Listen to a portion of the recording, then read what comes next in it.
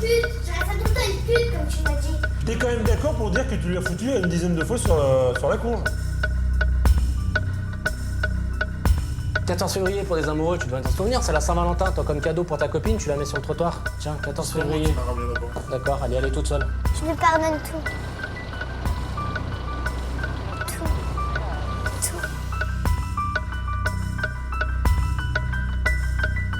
On pose le sac, s'il vous plaît. Messieurs, mesdames, vous posez une pièce d'identité, vous posez tout sur place, vous restez où vous êtes.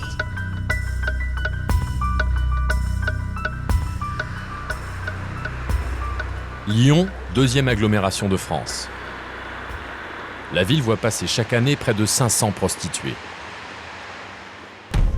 La prostitution est légale en France. Le proxénétisme, lui, est interdit. Pour lutter contre ceux qui soutirent de l'argent aux prostituées, dans ce bâtiment du centre-ville, il y a la brigade des mœurs, sous l'autorité de la sûreté départementale. L'équipe est constituée de 7 hommes et d'une femme. À leur tête, le commandant Jean-Louis Giraud. 2 heures de temps pour savoir combien de filles rentrent. Depuis 3 mois, la brigade travaille sur un bar à hôtesse où des filles se livrent à la prostitution. Le patron du bar est donc considéré comme proxénète. Il va falloir le prouver. C'est quoi comme voiture? Nous sommes à quelques heures de l'intervention. Le brigadier-chef Olivier Cuc doit confirmer la présence des clients et des prostituées dans l'établissement sans se faire repérer. Les hôtesses changent souvent d'établissement. Et en fait, on les retrouve dans celui-ci, après elles vont passer dans un autre, etc. Donc le bouche à oreille, effectivement, fonctionne rapidement. Donc, si une fille nous repère dans un bar en train de surveiller, elle va aller rapidement le dire. Donc là, il faut quand même qu'on reste assez discret, qu'il reste en confiance pour qu'on puisse faire une bonne enquête. L'intervention aura lieu le soir même. Pour confondre le patron de l'établissement, la brigade des mœurs planque juste en face de son bar à hôtesse au néon rouge. Objectif, repérer les clients qui sortent du bar pour recueillir leurs témoignages.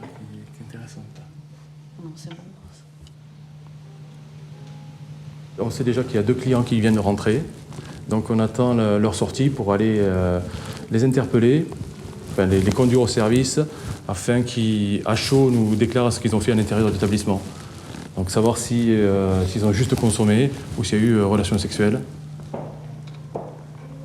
Quand on a travaillé des mois sur un dossier, qu'on est à quelques heures des interpellations, on a toujours un petit peu d'appréhension que tout capote. 1 heure plus tard, 2 gars sont sortis, t'en as un qui est parti à pied sur la place Carnot. Olivier, elle va le prendre, donc ce sera pour toi. Tu le montes avec le collègue, ok? Allez, à plus. plusieurs clients sont ramenés simultanément à la brigade. Donc on va vous entendre à titre de témoin. Bah oui, d'accord. Alors, témoin de quoi? on va vous expliquer, mais bon, déjà, je tiens à vous préciser que c'est une enquête qui se fait en toute discrétion.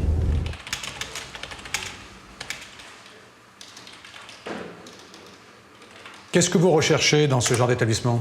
La déporte, la compagnie féminine. Combien dépensez-vous en moyenne dans ces pubs? 200. Qu'est-ce qui justifie ce prix d'après vous? Des rapports érotiques. Est-ce que vous avez bénéficié, au cours des attouchements et des baisers dont vous avez eu droit, soit une masturbation, soit une fellation? Oui. Qu'est-ce qu'elles vous disent exactement? Que si on veut caresser plus loin, il faut prendre une bouteille. Non, grossièrement, si vous voulez, c'est que Bob, elle vous ferait. Hein, si vous mettez la main que toi, si vous essayez. Ah oui, d'accord. Si tu veux aller plus loin, il faut passer derrière. D'accord, ah oui, d'accord, ouais. Ouais, elles sont malines. Hein. Ah bah. Une fois qu'on est dans le salon, après, on bénéficie ou pas de la prestation sexuelle. Il y en a qui n'en bénéficient pas parce que ils peuvent être plus timides que les autres et l'hôtesse en profite pour ne pas faire cette prestation. Ou alors elle voit qu'il peut éventuellement prendre une deuxième, elle le chauffe et elle prend une deuxième bouteille de champagne puisqu'elles sont payées sur la consommation. Donc automatiquement, là, elle essaye de pigeonner un petit peu le client. Depuis 6 mois, si on parle que de ce bar-là, Ouais. vous avez payé pour avoir une seule fellation. Une ou peut-être une tout au début, mais pas plus. Il y a déjà 4 clients qui ont été entendus. 2 ou 3 d'entre eux ont avoué avoir eu une prestation sexuelle. Donc c'est tout bon pour nous, quoi. Pour l'enquête, c'est ce qu'il fallait en fait. À quelques heures de la descente dans le bar à hôtesse, le commandant réunit ses troupes pour un dernier briefing. On n'intervient que nous à l'intérieur. On va mettre le point dispo. Edith à l'hôtel, et puis deux équipes de 1 pour contrôler 3 clients, maximum 4 clients. Moi à l'entrée, quand on ouvre, on le bloque. Fred, première alcôve, Guillaume, deuxième alcôve.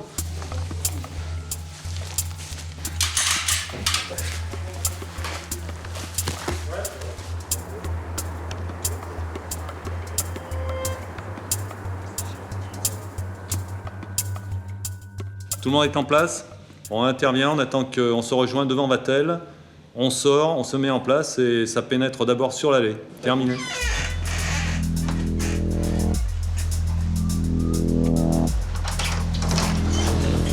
Bonjour. Messieurs, bonjour, bonjour. Allez, on bouge plus. On pose le sac, s'il vous plaît. Messieurs, mesdames, vous posez une pièce d'identité, vous posez tout sur place, vous restez où vous êtes. Derrière le bar, un petit salon avec des rideaux pour préserver l'intimité des clients. Pas de chance pour les policiers, aucun d'entre eux ne s'y trouve. Il n'y a qu'une seule hôtesse. Vous avez de l'argent sur vous ou pas? Oui, celui-là c'est à moi. Oui, mais ça d'accord, je me doute que c'est à vous. Et ça vient d'où? C'est à mon travail. C'est quoi votre travail ici? Un travail qui rapporte gros. Jean-Louis Giroux, commandant de police, Montréal des Mœurs. C'est vous qui êtes le responsable de l'établissement? D'accord. La dame, c'est? C'est ma serveuse. C'est votre? C'est ma serveuse. D'accord. Vous venez avec moi, vous vous mettez par ici.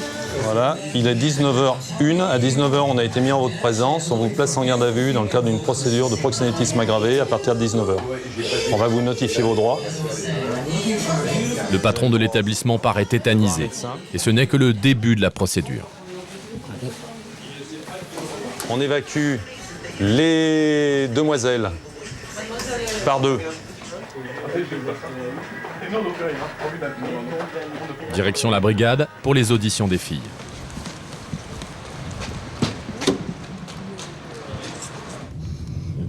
On retrouve beaucoup d'étudiantes qui font cela pour payer leurs études, mais ça reste l'occasionnel. On ne retrouve pas des prostituées comme on trouve dans la rue ou dans les hôtels.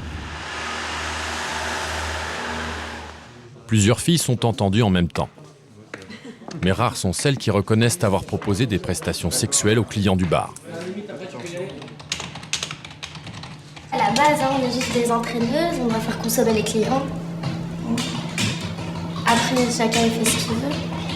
Tu dois faire quoi avec les clients?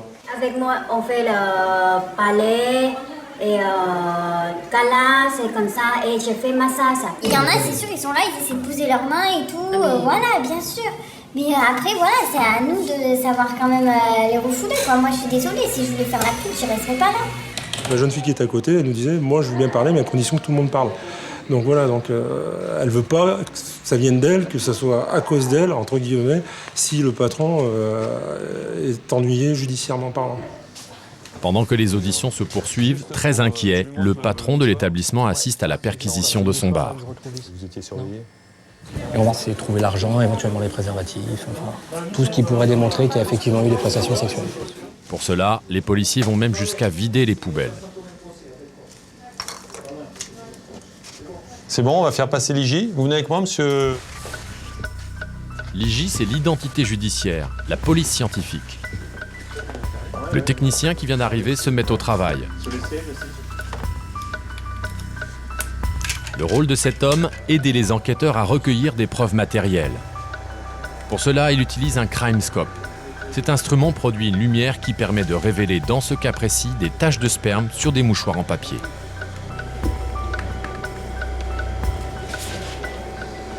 Si on a une tache blanche dans l'absolu, c'est qu'on est sûr d'avoir du sperme. C'est infaillible. Ici. Vous voyez la trace là? Une fois que vous mettez les lunettes, c'est beaucoup plus blanc ici qu'autour.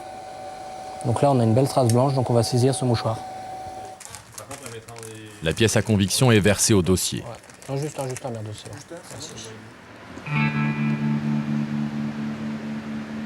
Retour à la brigade pour la fin des auditions des prostituées. Au bout d'1 heure d'interrogatoire, leur version a bien changé. Pour résumer, effectivement, donc tu fais des massages, tu touches un peu le sexe de l'homme, et est-ce que tu lui embrasses le sexe de temps en temps? De temps en temps. De temps en temps, d'accord. Ça, c'est autorisé dans le bar? Non, c'est interdit, c'est pour pas faire. Et pourquoi tu le fais alors? Pourquoi je fais? Parce que je veux gagner le bouteille. D'accord. Donc, il y a un problème Sur une bouteille de champagne vendue 200 € au client, la prostituée touche 67 €. dans l'appartement. Pendant ce temps-là, les policiers commencent la perquisition de l'appartement du patron du bar qui se trouve juste derrière son établissement. C'est immense. Et la surprise, néon violet, mur rouge, le lieu ressemble plus à un lupanar qu'à un logement. Curieusement, l'homme a écrit le mot toilette sur la porte de ses sanitaires alors que c'est censé être son propre appartement. Les policiers s'en étonnent. J'ai souvent des représentants qui viennent me voir et des copains aussi. Bah, vos copains et vos représentants, vous pouvez pas leur dire où sont les toilettes, vous avez besoin de le marquer sur la porte? J'ai mes filles aussi, monsieur. Vos filles, elles savent pas où sont vos toilettes. Et vous êtes sûr que vous n'avez pas des clients, les filles, qui viennent là? Écoutez, puisque vous dites que vous savez tout sur moi, je sais pas. C'est aussi dans cet appartement que le patron du bar stocke ses bouteilles de champagne. 20 mouettes? 20 mouettes, 5, 20 mouettes, 2 corps. 5 esterlins 5 esterlins. et 2 lançons. Ok. Mais ce qui intéresse le plus les policiers se trouve sur la mezzanine. 2. Ce sont les livres de compte, les chèques et bien sûr l'argent liquide. Attends, je finis ça. On a des sommes quand même importantes qui sont ajoutées, des sommes liquides qu'on a trouvées, qui sont ajoutées à tous les paiements carte bleue sur lesquels on a déjà travaillé. Donc c'est vrai que ça commence à faire des revenus mensuels importants. Là, on va cibler tout ça, on chiffrera exactement, puis on fera une répartition après avec le service les services fiscaux. Après la police, ce sont les impôts qui mèneront leur enquête. L'homme risque un redressement fiscal très important. Mais avant cela, les policiers doivent l'auditionner. Retour à la brigade pour un interrogatoire de nuit. Il est 22h30.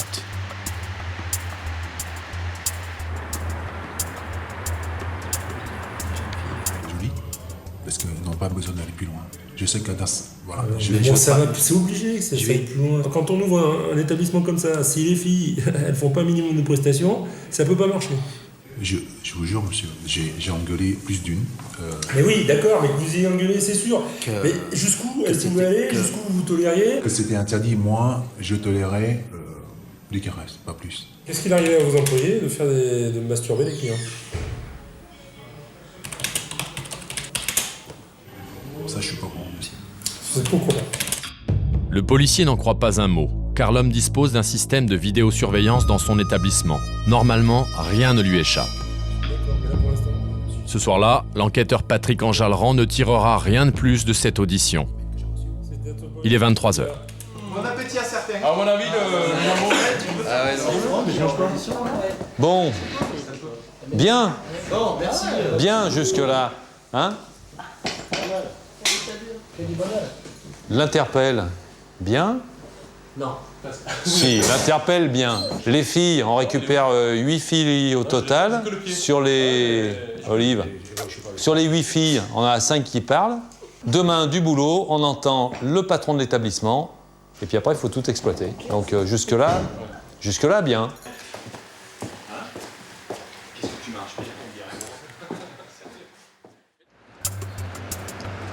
Le lendemain matin, dans les bureaux de la brigade, c'est l'heure des comptes. 20. Les policiers étudient les éléments récupérés la veille dans l'appartement du patron du bar. Donc là, on a déjà pour 2500 € de chèques. En espèces, on a une partie, là, on a à peu près 2000 €. Et de l'autre côté, on a 1200 €. Donc on peut taper sur pratiquement 5000 € entre les chèques et l'argent en espèces. 5 000 €. Cet argent correspond à la recette du bar pour une seule soirée. De l'argent non déclaré aux impôts, versé au dossier. 450 €. Le même, 150 €. Mais ce qui retient l'attention des policiers, ce sont des chèques de clients. Et un de 275 €. Les chèques correspondent à des prestations de clients.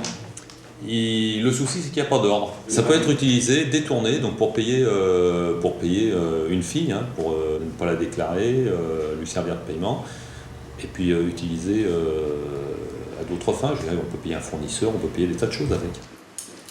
Le patron du bar va devoir s'en expliquer. Après une nuit au poste, va-t-il enfin avouer qu'il y a eu de la prostitution dans son établissement ?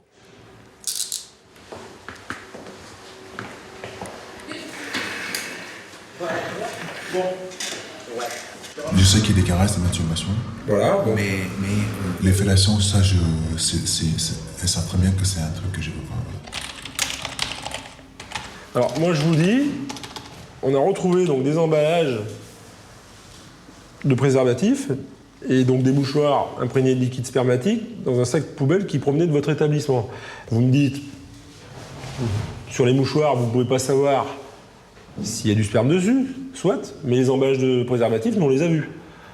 Alors, enfin, il se peut que le préservatif qui m'appartenait... Attends, on va pas jouer au chat à la souris. Il se trouve quand même que les filles nous disent qu'elles utilisent des préservatifs, qu'elles balancent dans la poubelle. Voilà, c'est tout. Voilà où je veux en venir, moi. Hein, donc ça, c'est pas moi qui l'ai inventé, c'est les hôtesses qui le disent, qu'elles utilisent des préservatifs avec les clients.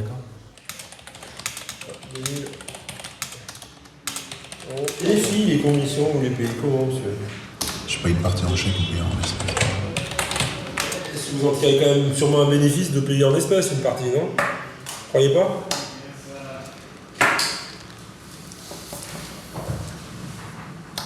Non?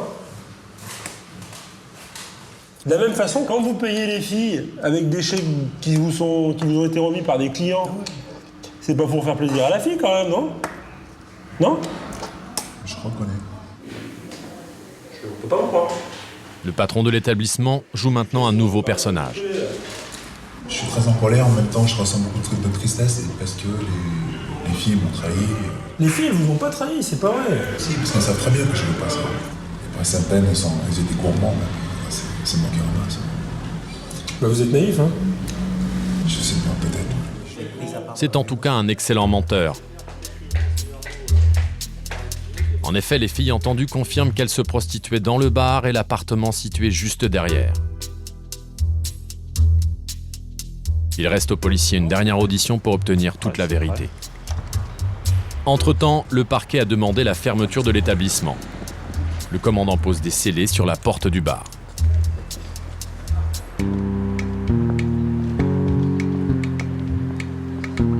Le lendemain matin, après une nouvelle nuit au poste, l'homme est auditionné une troisième et dernière fois. La nuit lui a-t-elle porté conseil?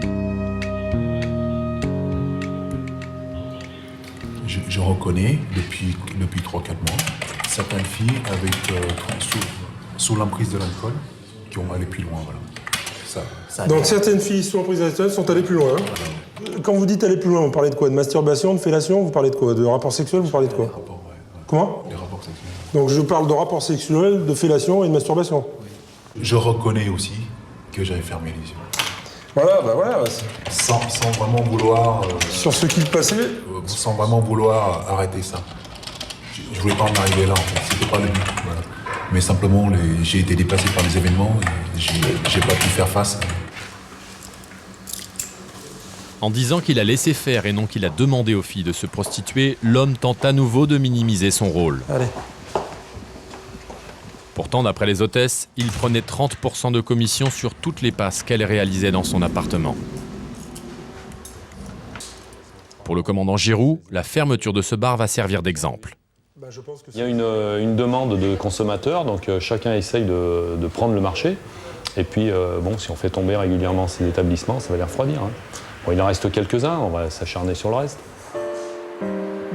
Le reste, ce sont plus de 20 bars à hôtesses à Lyon. La brigade a encore du pain sur la planche.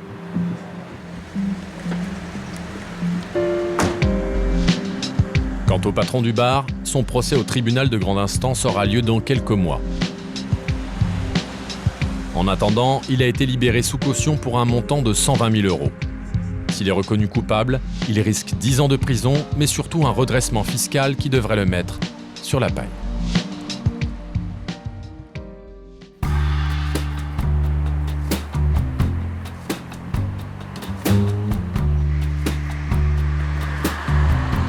Il est 23h.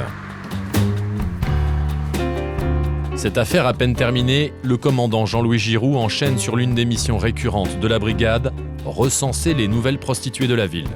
Allez, roule.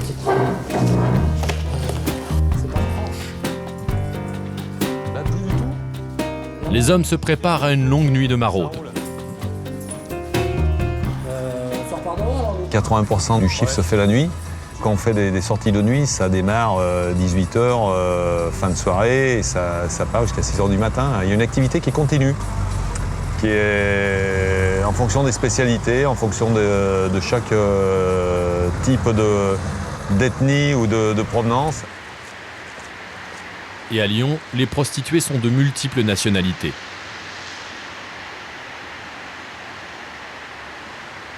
Alors, la prostitution à Lyon, ça s'organise sur 2 plans géographiques principaux, 2 pôles. La presqu'île où il y a de la piétonne à tendance fille de l'Est, c'est-à-dire roumaine sur le quai Perrache. Et on a eu une implantation de nigériane, donc africaine anglophone, sur une partie du cours Charlemagne. Par contre, on a l'autre pôle géographique qui est le Gerland. Et sur Gerland, il y a exclusivement de la camionnette, avec une très grosse tendance camerounaise et quelques petites unités françaises, autochtones, des traditionnels.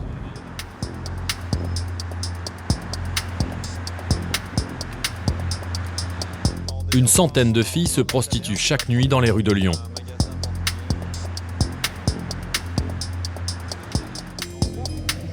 Jean-Louis Giroux repère vite les nouvelles arrivées.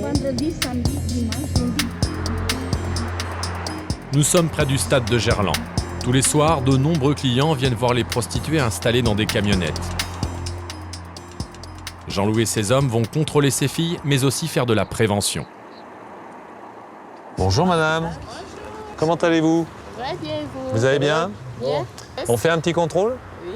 Hein? Oui. Avec les papiers? Oui. Si vous me les donnez, les vôtres, parce que les miens, je les ai. Vous avez le droit de vous prostituer en France, d'accord? Il y a des règles à respecter, hein, il ne faut pas trop que ça dépasse. Dans votre tenue, il faut que ça reste correct, hein, parce qu'il y a des gens qui passent. Et il faut respecter le fait que vous soyez toute seule à travailler dans votre camionnette, d'accord? Je peux vous poser une question sur travailler seul, parce que j'ai appris des cas d'agression ici. Vous avez un téléphone? Oui. Si vous avez un souci, on va vous donner notre adresse. Vous pouvez venir nous voir, vous pouvez nous appeler. Oui. Vous téléphonez aux copines, celles qui nous connaissent. Et puis vous venez avec, d'accord? Hein? Vous êtes plutôt bien accueillis en fait Il n'y a pas de délinquance. Et puis on n'est pas chargé, nous, de la réglementation sur le stationnement, sur l'implantation, des choses comme ça. Donc c'est vrai qu'on vient vérifier si tout va bien chez les filles. Et puis, merci bien. La brigade contrôle toutes les camionnettes de la zone lors de cette soirée. Les papiers du véhicule, s'il vous plaît. C'est grâce aux liens qu'ils créent avec les filles que les policiers obtiennent de précieuses informations pour les protéger. Pourquoi 3 lampes? Parce que je suis noire pour comme vous.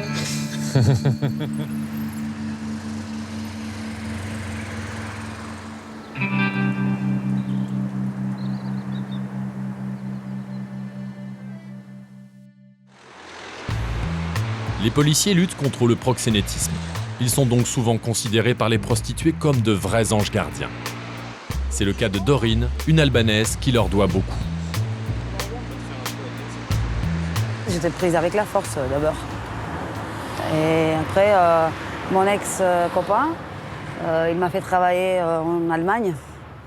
En fait, 7 mois après, je travaillais en Italie et maintenant en France.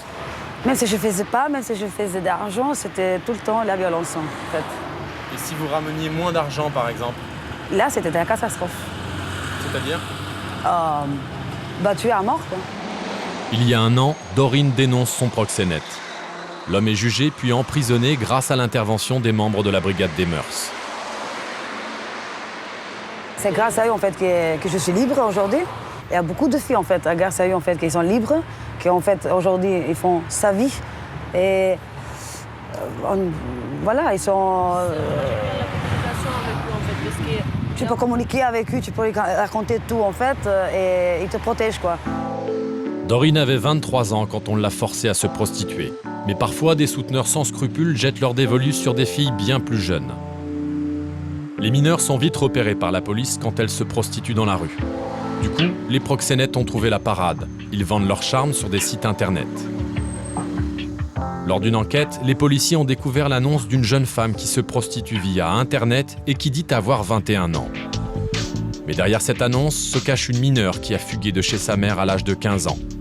Elle a rapidement été prise en main par un homme qui proposait ses services sur internet.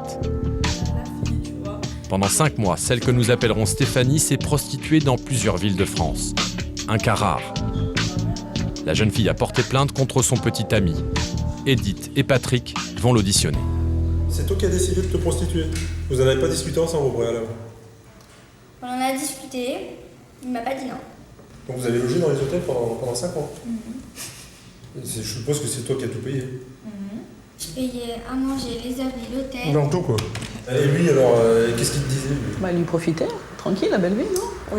Je t'aime, Une copine, un ma hôtel. femme, voilà, c'est tout. Son petit ami est avant tout intéressé par ce qu'elle rapporte. Il ne lui laisse rien. L'argent, en fait, si vous voulez, c'est mon copain qui me prenait. Et les derniers temps, quand je voulais quelque chose, il fallait que je demande. Ça m'a choqué. Il fallait que je dise pourquoi, surtout. C'est ça. De plus, il devient violent dans certaines circonstances. Voilà, il commençait à mal me parler et tout. Et quand il n'y avait pas d'argent, parce qu'il y a des jours que ça m'arrivait, j'avais vraiment... Quand vous avez de l'argent, tout allait bien? Tout allait bien. Quand tu n'avais pas d'argent? Ça commençait à arrêter. Et là, il m'a frappé pendant 3 heures. Des coups de poing dans la jambe, des claques, comme s'il frappait un mec. Quoi. Et c'est là que j'ai pris un grand mal de ventre. Et c'est là que j'ai commencé à me douter, à partir de ce jour-là, que j'étais enceinte. D'accord. C'est son petit copain qui l'a mise enceinte alors qu'elle est toujours mineure. J'ai dit, bah voilà, je suis enceinte, nanana. Malgré son jeune âge et sa récente grossesse, l'adolescente gagne beaucoup d'argent pendant ses 4 mois de prostitution. Je sais pas, dans ma tête, pour moi, c'est pas ça. 25 000 euros 25 000 euros, t'as de l'argent de côté là-bas? Non. Il est où cet argent? Bah, il est parti. Mais il est parti, il en a pas profité lui? Bah, on en a tous profité, nous. Ouais, non.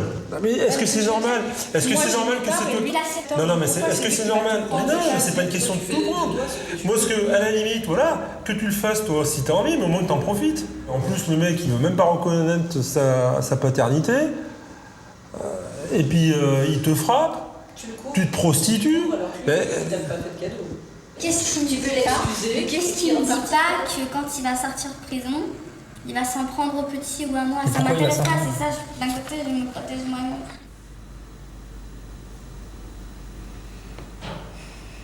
T'es encore amoureuse? Ou c'est juste parce que tu portes son enfant? Pas un sou en poche, la menace de son petit ami qui pèse sur ses épaules, pour Stéphanie, difficile d'envisager l'avenir. Bonne continuation. Et puis t'hésites pas, moins de soucis, tu me passes un coup de fil. Ok? Allez, ciao.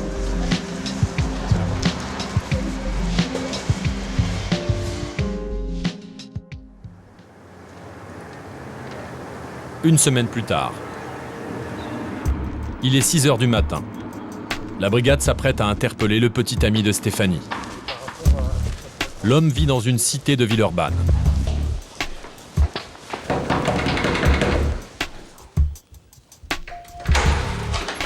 Bonjour, police.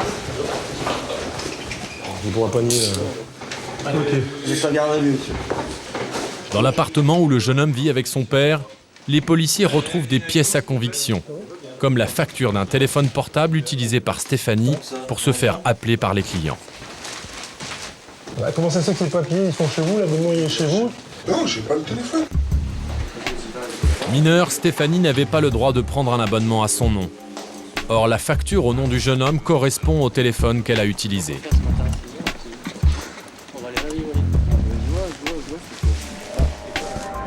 Retour au bureau pour l'audition du mis en cause. C'est Patrick Enjalran, le directeur d'enquête, qui s'en charge. Est-ce qu'il va tout de suite nous dire qu'il était au courant que cette jeune fille se prostituait? Est-ce qu'il va reconnaître qu'il en a bien profité pendant quelques mois? On va voir. Je suis accusé pour proxénétisme aggravé. Ouais. Proxénète, pour moi, c'est quelqu'un qui met des gens sur le trottoir. Non, pas forcément.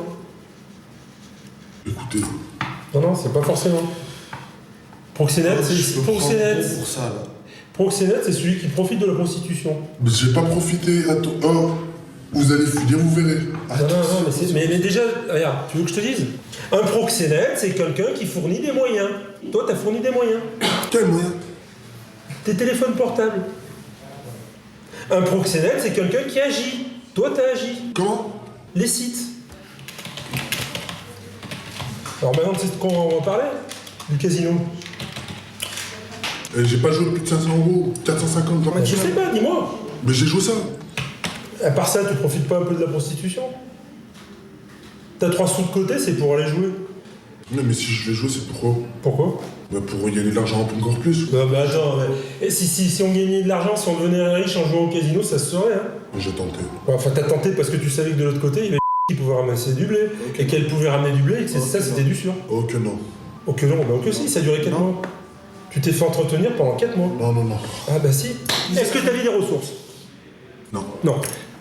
T'as vécu pendant 4 mois dans les hôtels, au restaurant, à te fringuer, avec quel argent? En train de se fringuer avec mes habits que je suis venu. Oui, d'accord, mais les fringues que t'as achetées, c'est avec quel sous? Avec des siennes. Bon, voilà. Donc t'as profité pendant 4 mois de la situation, point barre. Si t'appelles pas ça profiter, moi t'appelles ça comment? Elle m'a aidé. Elle t'a aidé? Ouais. Donc tu dois lui rembourser une aide, ou alors elle t'a aidé? Si je pourrais, je rembourserais. Patrick a beau le mettre devant les faits, le jeune homme n'admet pas qu'il est un proxénète. Je lui dis passer, hein. Pourtant, tout l'accuse. En m'incluant, il me dit qu'il arrivait qu'il y ait des tensions dans votre couple quand elle revenait et qu'elle avait pas assez d'argent. Moi, je dis non. Non. Quand tu l'as tapé, ça n'avait rien à voir. Non. T'es quand même d'accord pour dire que tu lui as foutu une dizaine de fois sur la conge? Ouais. Mais c'était pas que pour ça. Bah, c'était pas que pour ça. Alors, j'ai pas dit que c'était que pour ça, Non, mais c'est arrivé que ça soit pour ça. Sa mauvaise foi et ses dénégations ne lui serviront sans doute à rien. S'il est jugé coupable, le jeune homme risque 10 ans de prison. En attendant son procès, il a été placé sous contrôle judiciaire.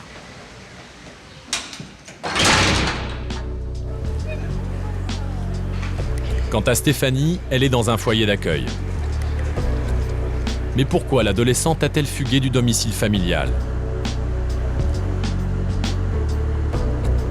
Pour tenter de le comprendre, les policiers ont convoqué sa mère à la brigade. Ils lui apprennent d'abord le calvaire que sa fille a vécu.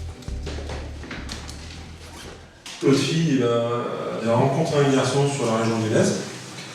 Et ils sont restés quelques jours à Lyon avant de partir sur Grenoble.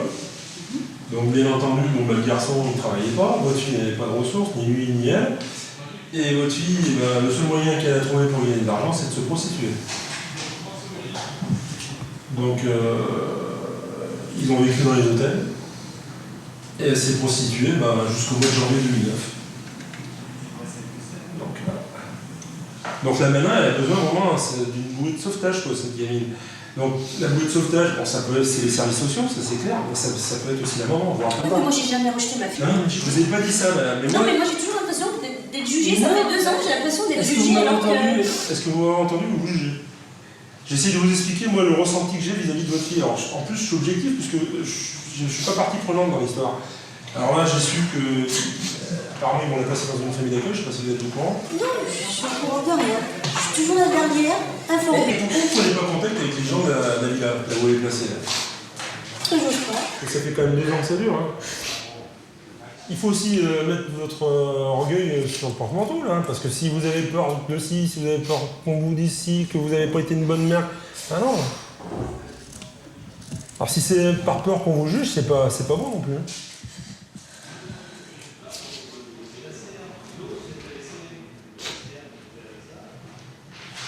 Avec vous, ça s'est cassé à quel moment? Quand est arrivée l'histoire d'abus. C'était victime d'attouchement, c'est ça, hein? Donc, de la part, si j'ai bien cru comprendre, d'un ami de votre époux. Oui, travailler ensemble. Donc elle vous reproche De ne pas avoir vu ce qui se passait. D'accord, en 2004, hein, elle était victime d'attouchement, c'est ça, hein? La fugue a eu lieu il y a 2 ans. Depuis cette affaire, la maman de Stéphanie veut rattraper le temps perdu. Elle a repris contact avec sa fille.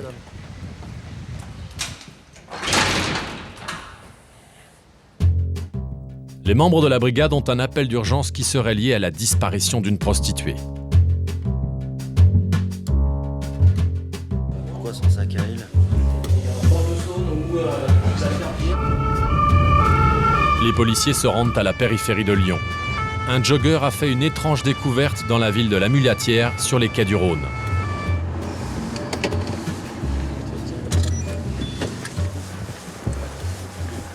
Sur place, voici ce qu'il découvre. Le contenu d'un sac éparpillé sur la chaussée. Du maquillage, des préservatifs, des collants et quelques mètres plus loin, le plus surprenant, une douille d'une balle de 9 mm qui est percutée. Pour Olivier, ça ne fait aucun doute, ce sac est celui d'une prostituée. C'est pas ensemble, hein. On est d'accord. Vu le nombre de préservatifs au sol, et effectivement on peut penser avec les collants et la perruque qu'on est sur une prostituée africaine. C'est leur habitude vestimentaire.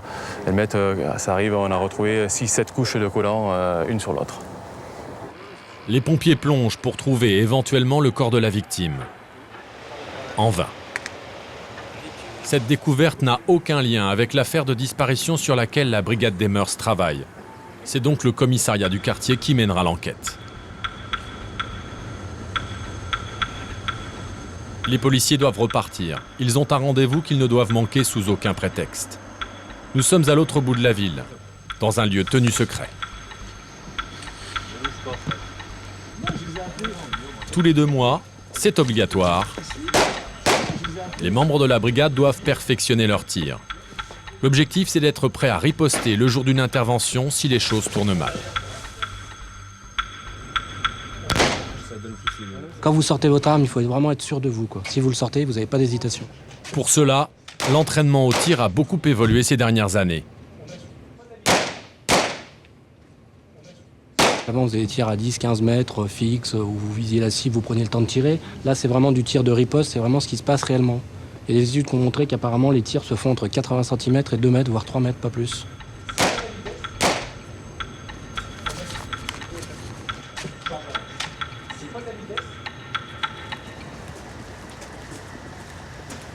En début d'après-midi, retour aux enquêtes. Les policiers se rendent chez un médecin légiste de Lyon.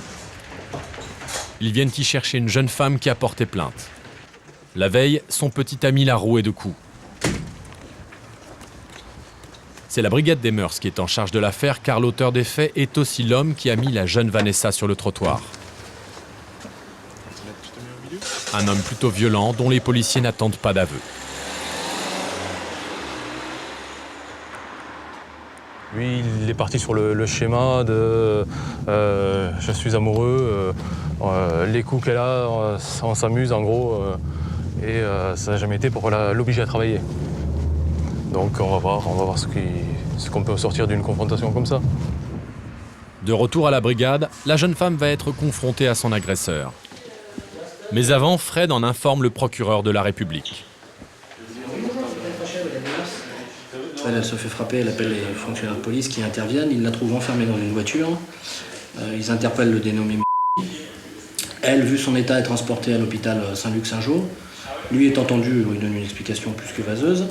Et en fait, quand elle sort de l'hôpital à 14h et qu'elle a entendu, elle explique qu'en fait, non content d'être son concubin, c'est également son proxénète. Je vais faire la confronte, elle y tient absolument parce qu'elle veut lui dire en face qu'elle l'aime et que voilà quoi. Et qu'elle veut savoir si effectivement lui l'aime ou si c'était uniquement l'argent qu'il aimait quoi. Comme les photos du légiste en attestent, la jeune femme a de nombreuses contusions. Mais elle a surtout subi un traumatisme crânien et une entorse cervicale. Voici l'auteur des faits. Un jeune homme âgé de 24 ans qui a déjà passé plus de 3 ans de sa vie en prison pour notamment des vols avec violence. Il va être confronté à sa victime qui est à la fois sa petite amie et sa prostituée. Dans ce genre de confrontation, la technique de la brigade est bien rodée. Un policier sépare toujours les deux individus qui se font face. Objectif, éviter les débordements.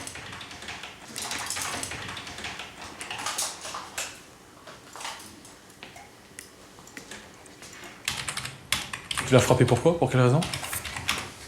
Juste deux coups de poing dans l'oreille. De Vanessa? Ouais, j'ai pris un coup de poing dans l'oreille, j'ai mis une claque, j'ai pris un autre coup de poing, j'ai remis un autre coup et c'est parti. Elle a un traumatisme crânien, une entorse cervicale, un traumatisme abdominal, elle a des morsures, tu l'as frappé à coup de ceinture et tu te souviens juste de ramener une gifle, enfin ou des gifles, juste des gifles. Coup de pied, coup de poing, coup de ceinture, morsure, tu te rappelles pas. Mais plus que les coups, ce sont les mots qui ont fait mal à Vanessa. Tu m'as dit quoi? Tu crois que je reste avec une pute comme toi qui va porter mon enfant? Pas du tout. Tu crois qu'elle vient vendre ça? Tu m'écoutes pas quand je te parle. Je suis une pute, toi, à tes yeux, je suis une pute. Je reste tout le temps une pute, comme tu m'as dit. Je serai jamais la mère de tes enfants, comme tu viens de me dire, là, quand t'étais bourré. J'étais bourré. T'es bourré, ça veut dire que les gens ils disent la vérité. Ce qu'elle veut te dire, c'est que sous l'effet de l'alcool, tu te lâches. Devant un Et gars, qu'est-ce que tu lui dis? Ça peut être la vérité. Non. Non. Même ton copain, hier j'étais avec C'est lui, ça qui est hier grave. j'ai parlé avec lui. La tête de ma mère, Wallah, il m'a dit que tu m'aimes quoi. Regarde là, regarde là. Oh, regarde ici.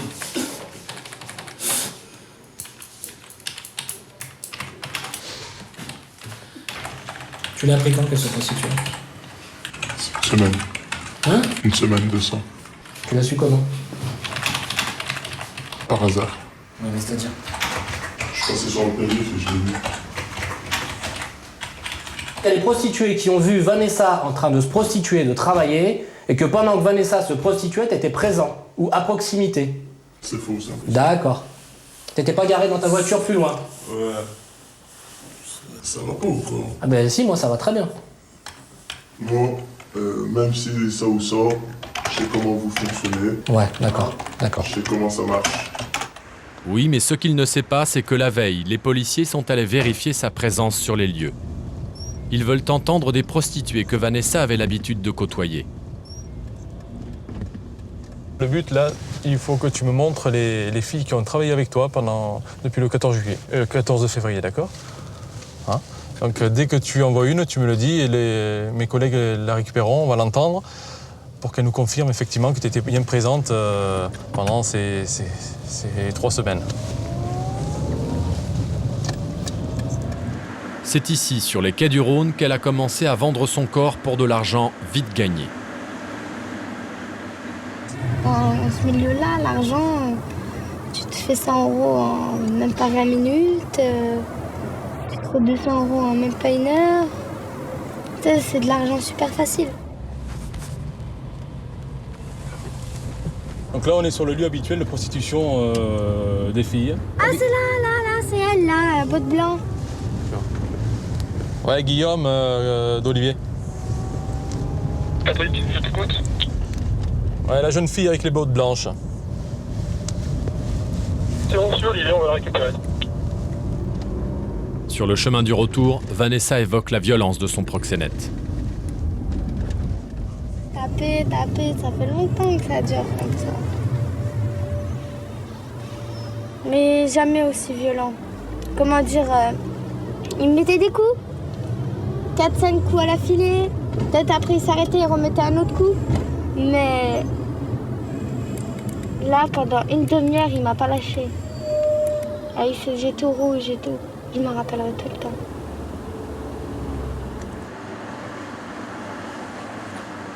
Retour à la brigade pour l'audition de la jeune prostituée moldave, témoin de l'affaire. Je te présente ces 2 personnes en photo. Est-ce que tu l'as déjà vue, cette fille-là? Elle, est-ce que tu l'as déjà vue? Moi, je vais avec lui. Qu'est-ce qui s'est passé, en fait? Il a dit qu'il laisse ma copine tranquille.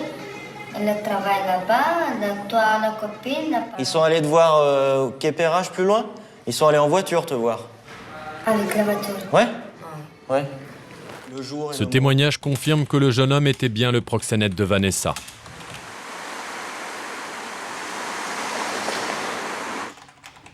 La confrontation continue. Jean-Louis, le commandant, hausse le ton. Tu l'as envoyé au tapin, ce cocotte, t'expliques pas ni pourquoi, ni comment. Pour l'instant, c'est pas toi, t'y étais pas, t'as rien perçu. Si t'as du regret que tu l'aimes, explique-lui, elle est là.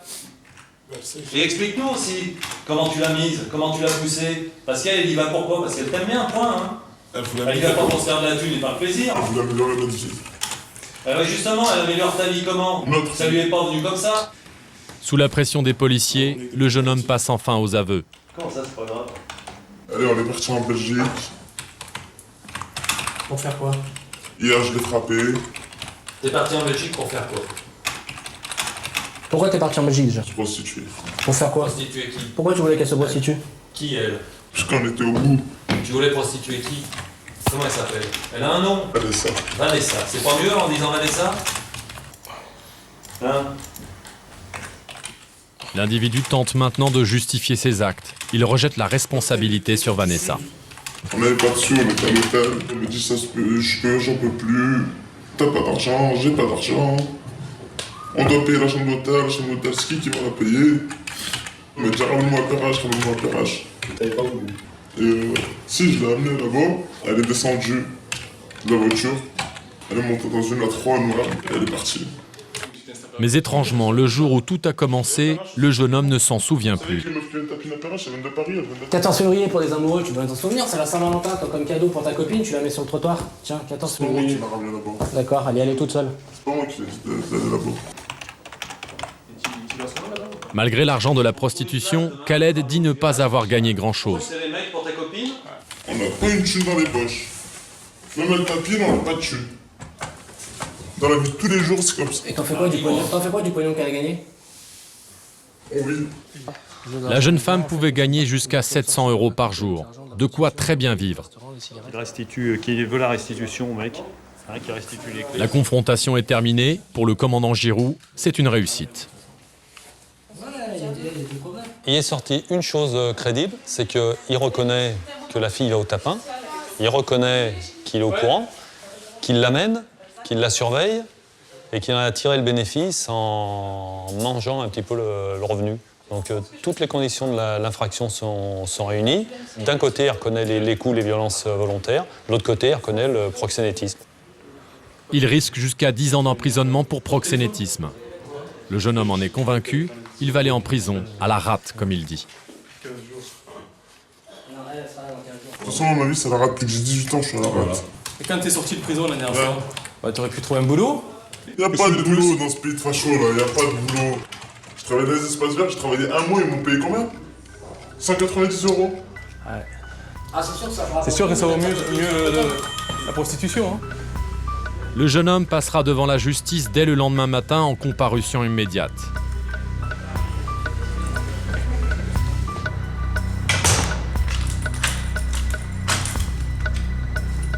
Vanessa est bouleversée. Elle risque de perdre celui qu'elle aime. Pour elle, il n'est pas vraiment un profiteur. Avant qu'elle ne s'en aille, Jean-Louis Giroud tient à lui expliquer que son petit ami est bel et bien un proxénète. Tu comprends la différence? D'un côté, il veut que tu fasses la pute parce que ça l'arrange, et de l'autre côté, il va te le reprocher. Donc tant que dans sa tête, il aura apporté C'est ça qui m'a fait mal. C'est ça c'est normal. C'est ça qui m'a fait mal. C'est pour ça que c'est un proxo. Je suis pas une pute. Une pute à vouloir coucher avec tout le monde comme ça gratuitement, histoire de dire que je le trompe. Non. C'est pour ça que c'est un Si je proxénète. le trompe, oui, je le trompe en faisant la pute. Pourquoi? Pour lui et pour qu'il ait une bonne vie, nous deux. Non. Mais un proxénète qui te prend par la peau et qui t'emmène à coup de pied dans le derrière faire le tapin, et un autre qui te pousse toute seule à y aller, c'est quand même un proxénète. Donc tant qu'il n'aura pas arrêté ses envies de proxénète, eh ben, il ne sera pas guéri. Allez, bon courage Vanessa. Allez.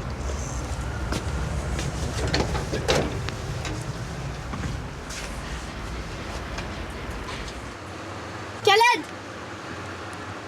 Khaled! Je t'oublie pas, je te jure je t'oublie pas, je te jure je t'oublie pas. Je t'aime. Moi aussi je t'aime. J'y vais Khaled! J'y vais! Vanessa sait qu'elle va être séparée de l'homme qu'elle aime pour une longue période.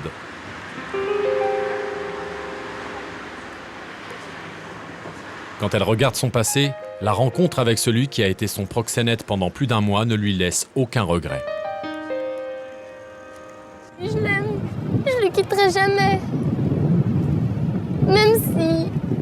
pas là pendant je sais pas combien de temps, je le quitterai jamais, j'irai le voir, j'irai tout. Je lui envoierai des sous. S'il faut toutes les semaines, je lui envoie 200, toutes les semaines, je lui envoie 200 €. J'ai besoin que son bonheur. Ce qui veut dire que s'il est en prison, tu continueras à te prostituer pour lui envoyer de l'argent? S'il faut, pour lui, je le ferai. Je lui pardonne tout. Tout. Parce que je l'aime.